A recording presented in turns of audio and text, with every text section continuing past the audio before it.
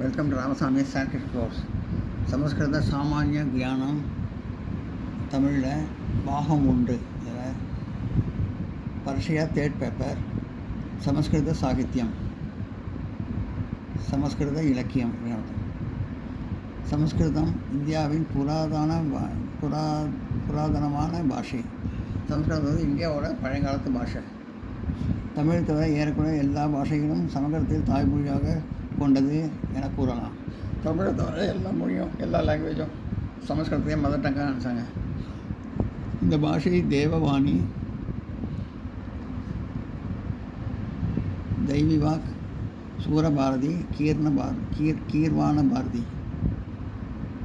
அதாவது தேவவாணி தெய்வத்தின் வாக்கு, தெய்வத்தின் மொழி; தெய்விவாக் தெய்வத்தின் வாக்கு, தெய்வத்தின் சொல் வாக்கு; சூரபாரதி வீரபாரதி, வீரமான பாரதி; கீர்வாண பாரதி தேவர்களின் மொழி என்ற பெயர்களால் வழங்கப்படுகிறது. இதிலிருந்து சமஸ்கிருத பாஷை தேவர்களுடைய பாஷை என்றும் இலக்கிய பாஷை என்றும் நாம் தெரிந்து கொள்ளலாம். இதிலிருந்து நம்ம என்ன தெரியுது? சமஸ்கிருத பாஷை தேவர்களோட பாஷைன்னும் இலக்கிய பாஷையும் ஒன்றும் நம்ம தெரிஞ்சுக்கலாம். சமஸ்கிருதம் என்ற சொல்லின் பொருள். சமஸ்கிருதம் என்ற சொல்லின் பொருளாவது சம்ஸ்காரம் செய்யப்பட்டது அல்லது நன்கு பாகுபாடு செய்யப்பட்டது என்றாகும். சமஸ்கிருதம் சொல்லுக்கு பொருள் வந்து சம்ஸ்காரம் பண்ணது அல்லது நல்லபடியாக பாகுபட்டு நல்லா செய்யப்பட்டதுன்னு சொல்லுவோம். அதாவது கிருதம் சம்ஸ்கிருதம் அப்படின்னு வரும். அந்த மாதிரி மகரிஷி யாஸ்கர், பாணினி என்ற முனிவர் இவருடைய காலத்தில் சமஸ்கிருதம் உலக பாஷையாக வழங்கி வந்தது. அதாவது மகரிஷி யாஸ்கர், பாணிகிற முனிவர், இந்த மகரிஷி, இந்த முனிவர் இவங்களோட காலத்தில் வந்து சமஸ்கிருதம் உலக பாஷையாக வழங்கி வந்தது. பரணியின் காலத்தில் இதற்கு பாஷை என்றே பெயர். பரணியோட காலத்தில் இதுக்கு வந்து பாஷைன்னே பேர். இது சமஸ்கிருதம் என்ற சொல் அவருக்கு பிறகு ஏற்பட்டது. சமஸ்கிருதங்கிற வார்த்தை அவருக்கு அப்புறம் தான் ஏற்பட்டது. இப்போதைக்கு இது வரைக்கும் நோட் பண்ணிங்க.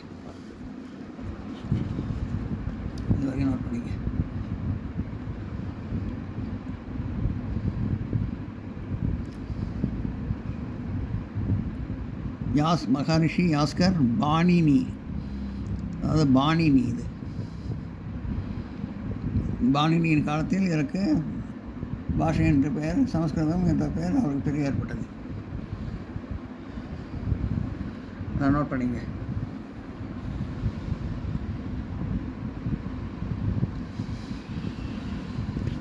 மகரிஷி யாஸ்கர், பாணினி என்ற முனிவர்.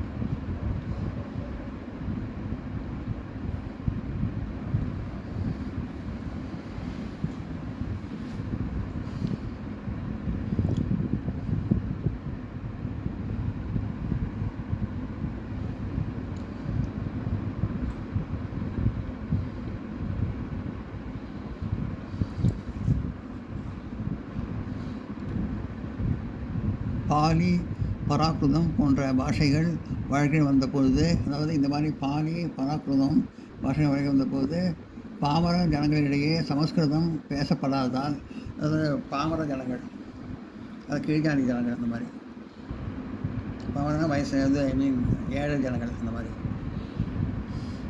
பாமரர்களிடையே சமஸ்கிருதம் பேசப்படாததால், அது சமஸ்கிருதம் பாமர மக்களால் பேசப்படாததால் சமஸ்கிருதம் என்ற பெயர் இதற்கு ஏற்பட்டது. அதனால் வந்து இதுக்கு சமஸ்கிருதம் பேர் இருந்தது. பாஷை என்பது மற்ற பாஷைகளை குறித்தது. பாஷைகள் வந்து மற்ற பாஷைகள் வந்து சொல்லுது. மகாகவி தண்டி என்பவர் காவிய தர்ஷக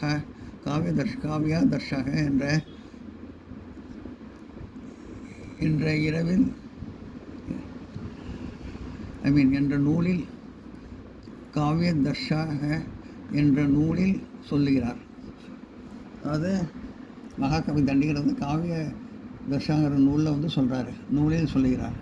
சமஸ்கிருதம் நாம தேவி வாக் பாஷா கிரயாதா மகர்ஷி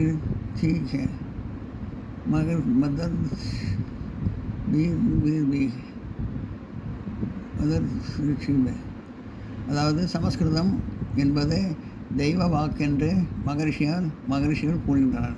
சமஸ்கிருதத்தை தெய்வத்தை பற்றி சொல்கிற மொழிங்கிற மாதிரி மகரிஷிகள் கூறுகின்றனர் என்பதாக.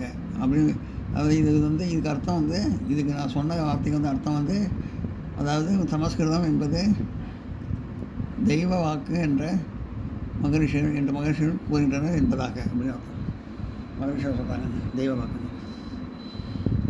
காவிய நூல்களில் முதலாவதான வால்மீகி ராமாயணத்தில் பாஷை என்ற இடத்தில் சமஸ்கிருதம் என்ற சொல் காணப்படுகிறது.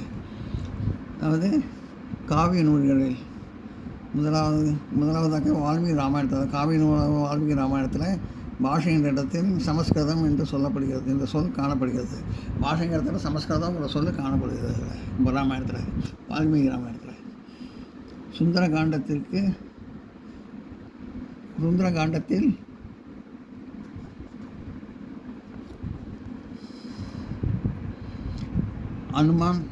அனுமான் கீழ் வருமாறு கூறுகிறார். சுந்தரகாண்டத்தில் தான் அனுமான் சொல்கிறாரு. ஹனுமான் கீழ்கண்டவாறு கூறுகிறார் சுந்தரகாண்டத்தில்.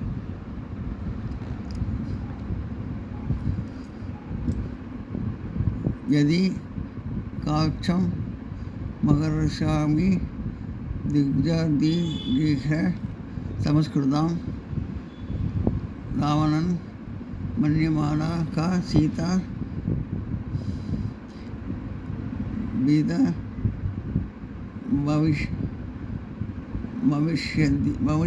பவிஷ்யதி. அதாவது நான்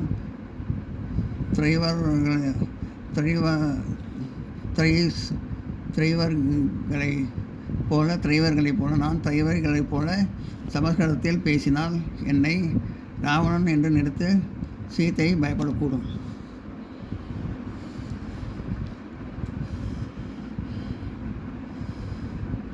அதாவது திரைவர்களை போல சமஸ்கிருதத்தில் பேசினா என்ன வந்து ராவணன் வந்து சீதையை வந்து பயந்துருவாங்கன்னு ஹனுமார் சொல்கிறார்.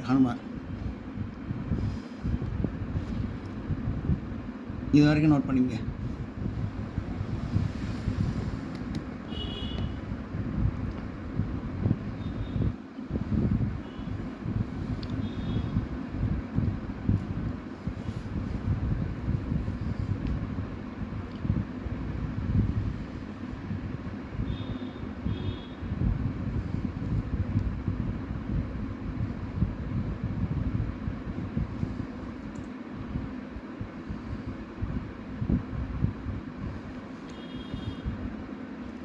பாலி பிராகிருதம் போன்ற பாஷைகளில் வழக்கில் வந்தபோது பாமர ஜனங்களிடையே சமஸ்கிருதம் பேசப்படாததால் சமஸ்கிருதம் என்ற பெயர் இதற்கு ஏற்பட்டது. பாலி பிராகிருதம் போன்ற பாஷைகள் வந்து வழக்கில் வந்தபோது பாமர ஜனங்களிடையே, அதாவது கீழ்ஜாதி ஜனங்கள், ஏழை ஜனங்கள் சமஸ்கிருதத்தை பேசாததால் சமஸ்கிருதம் என்று இதுக்கு பெயர் ஏற்பட்டது. பாஷை என்பது மற்ற பாஷைகளை குறித்தது. பாஷைங்கிறது மற்ற பாஷையை வந்து குறிக்கிறது.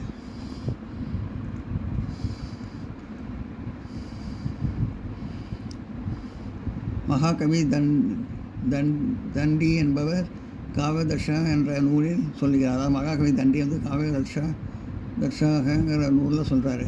சம்ஸ்கிருதம் நாம தேவ வாக்கு मन्य सदाता मगर्षिभिः है ऋषिभिः மகர்ஷிபிகி. அதாவது சமஸ்கிருதம் என்பது தெய்வ வாக்கு என்று மகர்ஷிகள் கூறுகின்றனர். இதுக்கு அர்த்தம் வந்து இப்படி சொல்லியிருக்காங்க. மகர்ஷி இது இந்த சமஸ்கிருதம் வந்து தெய்வ வாக்கு தெய்வ மொழி இப்படி மகர்ஷி கூறுகின்றனர் என்பதாக அப்படின்னு சொல்கிறாங்க. அப்படி மகர்ஷி சொல்லியிருக்காங்கன்னு சொல்கிறாங்க. காவிய நூல்களில் முதலாவதாக வால்மீகி ராமாயணத்தில் பாஷை என்ற இடத்தில் சமஸ்கிருதம் என்ற நூல் காணப்படுகிறது. காவிய நூல்கள்னால் வால்மீகி ராமாயணம். அந்த ராமாயணத்தில் பாஷை என்ற இடத்துல சமஸ்கிருதம் என்ற சொல் அப்படிங்கிற சொல் காணப்படுகிறது. பாஷைங்கிற இடத்துல சுந்தரகாண்டத்தில் ஹனுமான் கீழ்வருமாறு கூறுகிறார். சுந்தரகாண்டத்தில் ஹனுமான் சொல்கிறார், யதி வாச்சம் உதரஸ்யாமி தீவே சம்ஸ்கிருதம் ராமன் மன்யமானா கா சீதா கீதா பவிஷ்யதி. அதாவது நான் திரைவர்ணனை போல சமஸ்கிருதத்தில் பேசினான். அதாவது திரைவர்ணனை போல பேசினா சமஸ்கிருதம் பேசினான். என்னை ராவணன் என்று நினைத்து சீதை பயப்படக்கூடாது. என்னை ராவணன் நினைச்சு சீதை பயந்துடுவான்னு சொல்லி அனுமார் சொல்கிறாரு. சாகித்யம் அது இலக்கியம். இது வரைக்கும் நோட் பண்ணிங்க. அடுத்த கிளாஸ் இது வரைக்கும் நோட் பண்ணிங்க.